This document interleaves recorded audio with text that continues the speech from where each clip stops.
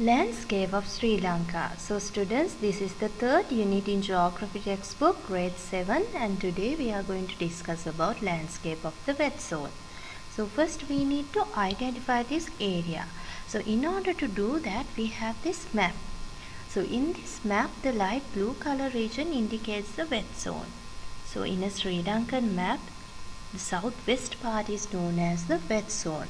So starting from Western Province, Gampaha, Colombo and Kalutara, from Southern Province, Galle and Matara, from Sabaragamuwa Province, Kegalle and Ratnapura, from eastern slope of Central Hills, Kandy and Nuwara are also located in this area. So a landscape of wet zone can be seen in the southwestern, western and eastern slope of Central Hills of Sri Lanka.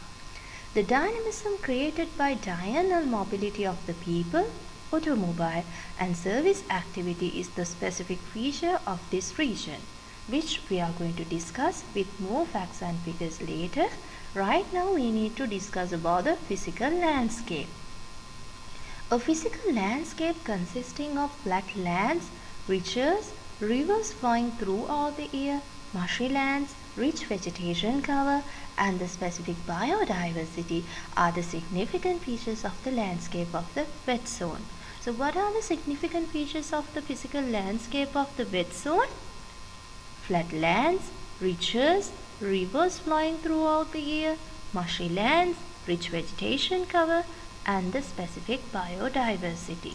So in the landscape of the wet zone, we discuss about these rivers flowing throughout the year. But I hope that you can remember in the landscape of the dry zone, we discuss about rivers that dry during particular period of the year. So this is the main difference that you can identify in the landscape of Sri Lanka with these rivers. So in the wet zone, rivers flowing throughout the year, but in the dry zone, rivers dry during particular period of the year. And also with this rich vegetation cover, we are going to discuss about the Sinharaja rainforest, which is a tropical rainforest located in the wet zone, and also we are going to discuss about the mangroves, which is in the marshy lands, which you can identify in this area. And also in these areas you can identify a specific biodiversity which is related to these landscapes. So we are going to discuss more details about these things, and now we are going to look at about the rivers. So what are the rivers located in the wet zone? So let's find out what are the rivers located in the wet zone. Starting from Daduroya, which is the 6th longest river in Sri Lanka, located in Kurunegala district. So the province is Northwestern Province. Then we have Mahoya. Districts are Gampaha, Kegalle, Kurunegala and Kandy. So it's a major river in Sabaragamuwa. Apart from Sabaragamuwa, northwestern, western and central. And what is the 4th longest river in Sri Lanka? Kalani River. So Kalani River, the districts are Gampaha, Colombo, Nuwara, Ratnapura and Kegalle. So the provinces are western, central and Sabaragamuwa. And this Kaluganga located in 2 districts, Ratnapura and Kalutara. So what are the provinces? Sabaragamuwa and western. In Galle district, southern province, we have 2 rivers, Bentota River and the Ging River. So Nilwala River is located in Matara district, southern province. And the edge of the wet zone indicates the Walawai River, which is located in Hambantota, southern province. So starting from Daduroya to Walawai River, which indicates the edge of the wet zone, as you can see, all these rivers are located in between Daduroya and Walawai River.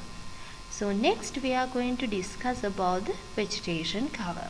So natural vegetation in wet zone, the tropical wet forest. For example, the Sinharaja Forest Reserve. So it is home to over 50% of Sri Lanka's endemic species of mammals and butterflies, as well as many kinds of insects, reptiles and rare amphibians. So, tall trees are grown in the forest, which are distributed in wet area due to the uniform heavy rainfall and the temperature that prevails throughout the year. So students, I think you know that Sri Lanka is located in the tropical zone. So in the second unit also we discuss about these things, the identity of Sri Lanka. So Sri Lanka is located in the tropical zone. So we are close to equator. Because of that we have wet and dry climate. So we don't have seasons. It means the temperature that prevails throughout the year. And also in Sri Lanka we get uniform heavy rainfall because we are located in the tropical zone, so we get the maximum rainfall from monsoons and especially the cyclones. So features of vegetation, height of the trees is between 30 to 40 meters and there are several layers. Trees grow throughout the year. Colors of the trees is dark green. There is a canopy formed at the top and there is no light inside the forest. Plants growth is dense. Undergrowth is abundant. There are plenty of creeps, ferns, lichens and orchids here and higher biodiversity. So these are the features that you can identify in the wet zone. So next we are going to discuss about the Muthurajawala wet zone and the Negombo Lagoon coastal wetlands. So wetland is another significant feature you can identify in wet zone. So marshy lands with mangroves. So these are the special features that you can identify with vegetation. So what are the features of vegetation? Plants have many roots, prop roots and still root, which you can see in these features also, and roots spread above water. They are known as respiratory roots. Those plants have adapted to brackish water. It means little fresh water and a mix of salt water. So main plants Kerala, Kingpole, Katuikili, Kadol, Diyakaduru and Balanoda. So next we are going to discuss about Muthurajawala wet zone. So this area is very important. Do you know why? Because it controls the floods in Western Province. So let's find out more details about Muthurajawala. Muthurajawala is a marsh in Sri Lanka in the southern region of the Negombo Lagoon, 30 kilometers north of Colombo. The Muthurajawala marshes are 3068 hectares in area and the country's largest wetland in Sri Lanka. So what is the country's largest wetland? Muthurajawala. So the marsh is notable for its unique and high diverse ecosystem and is listed as one of 12 priority wetlands in Sri Lanka. So Muthurajawala translates to swamp of royal treasure. The marsh is believed to have originated about 7,000 years ago. In 1996, Muthurajawala Marsh was declared a wetland sanctuary by the government under the Flora and Fauna Protection Act in recognition of its vast biodiversity. The region supports 192 distinct species of flora and 209 distinct species of fauna, including 102 species of birds. Some of the identified species have been shown to be indigenous to the marsh. The marsh is a major local and tourist attraction, primarily for sightseeing and boating tours, and the area also supports local agriculture and forestry. Visitors to the region are guided through the sanctuary area by the staff of Muthurajawala Marsh Center to avoid serious harm to the marsh ecosystem. And next we are going to discuss about the most sensitive and productive ecosystem. So what is this ecosystem? The Negombo Lagoon coastal wetland. So Negombo Lagoon is one of the most productive and sensitive ecosystem in Sri Lanka. The main freshwater input comes to this lagoon from the river Dandugama Oya and Chayala. The Negombo Lagoon and its coastal environment have had a long association with the fishery industry. Altogether, 89 species of benthic invertebrates, 29 mangrove species, 7 seagrass species and 140 species of fish have been recorded from this area. So it's located in the Gampaha district, as you can see in the map. It's about the physical landscape. So this physical landscape is subjected to constant change due to frequent flooding and earth slips caused by heavy rains. So let's find out what are the rain patterns that we can see in this area. So monsoon rain, southwest monsoon rain. Western and southwestern part of Sri Lanka receive heavy rain May, June and July.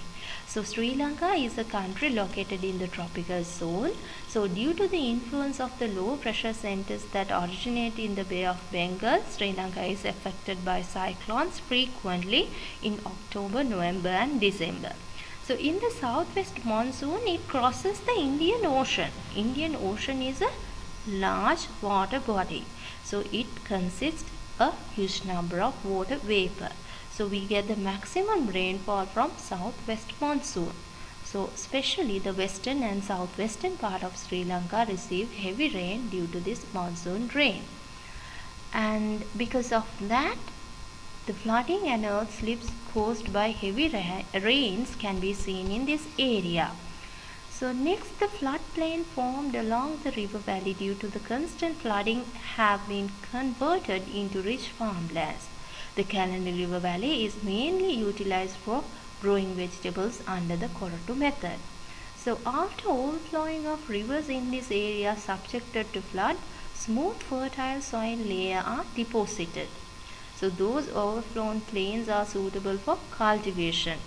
Overflown areas of river Kalani, the vegetable and curry leaves are cultivated.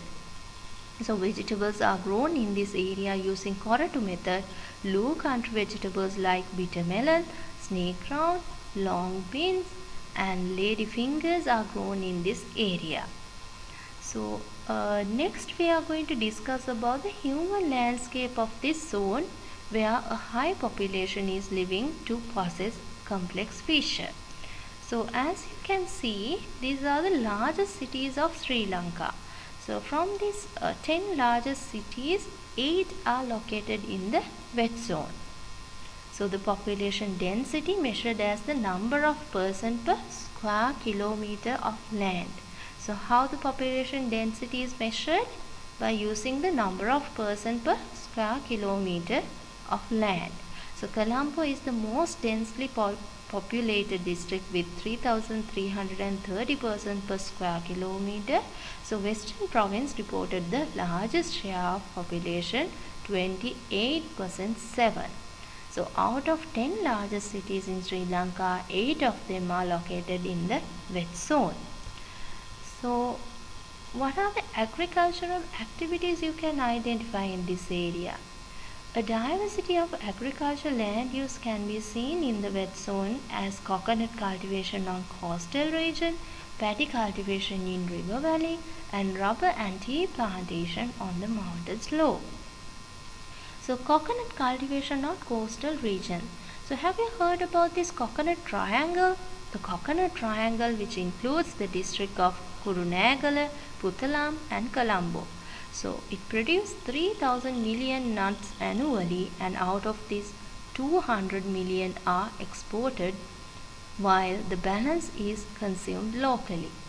Next, the paddy cultivation. Paddy cultivation in all districts of Sri Lanka, both the wet and dry. So in dry landscape we discuss about this paddy cultivation also. But mainly the paddy cultivation can be seen in the wet zone. So as you can see, this during 2 monsoon seasons, there are seasons are called the Maha season, start by September and end by March during the northeast monsoon, and then we have Yala season, start by May and end by August. So Gampaha, Kalutara and Kurunegala are areas located in the wet zone and specially known for paddy cultivation. And next we are going to discuss about this rubber cultivation. The traditional rubber growing districts of Sri Lanka are located mainly in the wet zone and including Colombo, Gampaha, Kalutara, Kandy, Matale, Galle, Matara, Kurunegala, Ratnapura and Kegad. Rubber is exported as smoke sheet, sole cream, latex cream and technical specified rubber. Tea cultivation.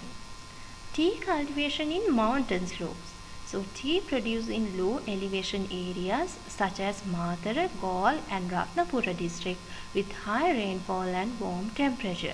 So it was the world's leading exporter of tea rather than producer with 23% of the total world export, but it has since been surpassed by Kenya.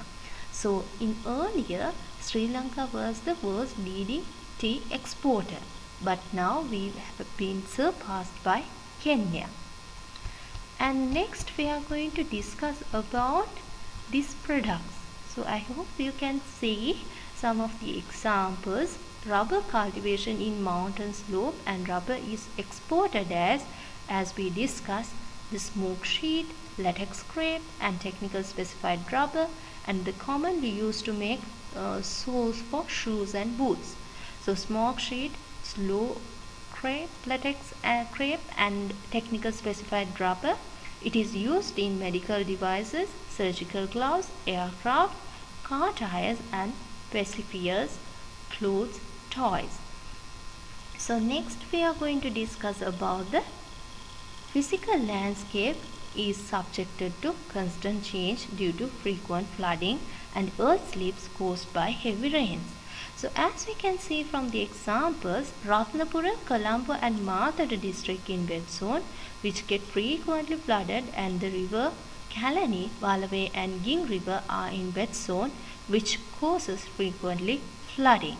So the amount of land is 30% of the total land is belong to wet zone, and about 60% of the population is concentrated in this zone. So as the land is limited factor, marshy lands which maintain the flow of water also occupied. So this is a major threat. As we discussed earlier, Mudurajawala is a wetland which controls the flood in western province. So these wetlands need to be protected. So therefore, drainage of water even in small rains is interfered and flood results. So there are some upcoming development projects that we are going to have in these wetlands, like the Sri Lanka will build the South Asia's first Disneyland in the proposed Bopitiya Leisure Park, which will be created by Korea Cavitation Company, and this is a major investment going to be done by Malaysia and Korea.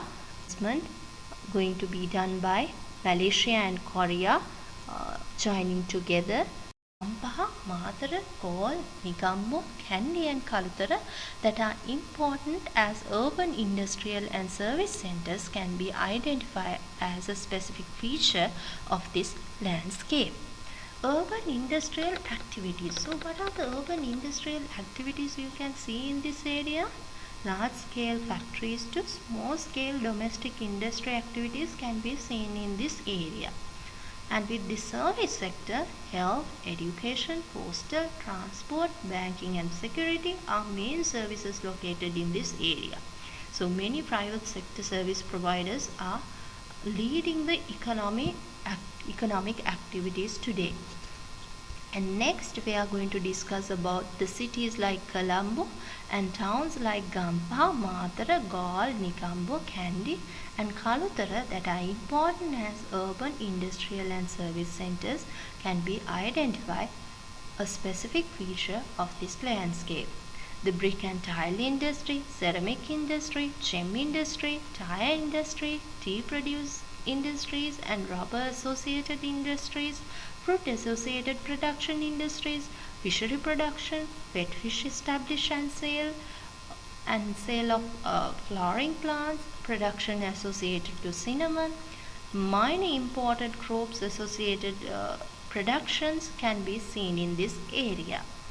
So next we are going to discuss about the free trade zones located in the wet zone. So population migrate to the main towns in search of jobs due to the establishment of free trade zones like Katunayaka, Koggala and Biyagama, and industrial colonies associated with the towns like Ratmalana and Ekala have been accumulated in the wet zone. So this free economy was introduced to Sri Lanka by the government that came into power in 1977. So the main goal of the Sri Lankan Free Economy Zone is to achieve development like Singapore. So it opened its first free trade zone in Katunayake in August 1978, followed by the Piyagama Free Trade Zone in 1982 and later Koggala by 1992. The whole of Sri Lanka was considered one free trade zone. The majority of workers in the free trade zone and industrial parks migrated from distant areas north and the east. And next we are going to discuss about this complexity of the landscape. The complexity of the landscape of wet zone is emphasized by hospitals, police stations, banks, courts, shopping complex as well as by skyscrapers. So this zone can be identified as a region with well-developed infrastructure to facilitate human needs. For example, Colombo City Centre, Port City Colombo project and one golf hills, and as you can see there's a picture of Nelumpuluna. So these are the buildings or specific locations that indicates the complexity of the landscape. And next we are going to discuss about the transportation network. So a developed transportation network consists of well-developed road system, expressways, overhead bridges and railway lines is seen in the landscape of the wet zone. So this E2 outer circular highway is located in the Colombo metropolitan region and passes through two main districts, Colombo and Gampaha. This is located in the wet zone. And next we have E3 expressway, which is linked to the capital Colombo with one of the major commercial hubs in the country and the major tourist destination Negombo within 20 minutes. So these are some examples that in this landscape we can see a developed transportation network system. When the railway first opened in Ceylon, Sri Lanka, 1864, trains terminated at Colombo Terminus Station, a now retired station near Maradana. The earliest station to be called Fort was a small station built in 1877 when the coastal line was built. And also in this zone we can see the Rajagiriya flyover, also referred to as the Rajagiriya Bridge, which is the flyover built over Sri Jayawardhanapura Mawatha in Rajagiriya, Sri Lanka. So it is the longest flyover in the country, Rajagiriya flyover, which is built to reduce the traffic.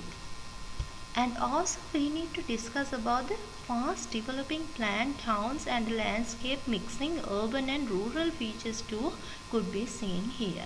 So the dynamism of landscape is depicted by the high population that come to the towns daily to avail the services available and also by the number of vehicles that come to these towns. For example, the migration in the oldest action against poverty. So thus temporary labor migration from rural to urban areas is a common thing in the developing world. So since 1977, with more open economic policies, there has been a huge trend of young people migrating from rural to urban for industrial employment in Sri Lanka. So export processing zone, and also we discuss about these free trade zones, are the main attraction for this temporary labor migration. And also the dynamism of the landscape is depicted by the high population that come to the towns daily to avail the services available and also by the number of vehicles that come to these towns and develop road system associated and rural areas and cities and the capital of Sri Lanka, Sri Jayawardhanapura Kotte, and the commercial capital Colombo, and also making free trade zones like Katunayake, Koggala and Biyagama are example for the dynamism of the landscape of this wet zone. Around 60% of vehicles including 45% of light vehicles enter Colombo per day. The amount of vehicle entering Colombo is beyond the capacity of control to a small city like Colombo. So what are the human activities that damage the environment in wet zone? Due to clay mining, unlimited shrimp mining, development activities and scarcity of land, filling of wetlands, making wells interfered for water flowing, increased threat of floods, abundance of influence diseases like breeding of mosquitoes and domestic flies, blocking houses and lack of houses, not repairing road, influence of flat and slum houses, lack of facilities for garbage disposal, problems caused by tourism industry associated cost. Next we are going to discuss about the another significant feature that we need to know about this parliament area. Apart from being unpleasant sight, marshy land full of water, mud and peat is most often considered a useless plot of land. This useless plot of land, however, plays a major role in the environment. Known as a wetland, these areas are vital to prevent flood in the cities, also for the many important native and unique species that depend on this habitat for their survival. So unbelievable as it may seem, Colombo was once a city built on and around wetland. So this Colombo was once a city built on and around wetland. So over 500 years ago, the ancient kingdom of Konde flourished in Sri Shavatanapura Kotte and centered a fortress surrounded by lakes and marshes known as the Diyavanna Oya and the Kolodnava Oya.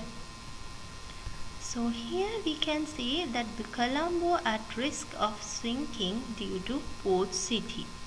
So we will discuss some information which is related to landscape of Sri Lanka, especially in the landscape of the wet zone. So this is not in your textbook, but I think it's very important in future. What are the things that we are going to experience with the landscape of the wet zone?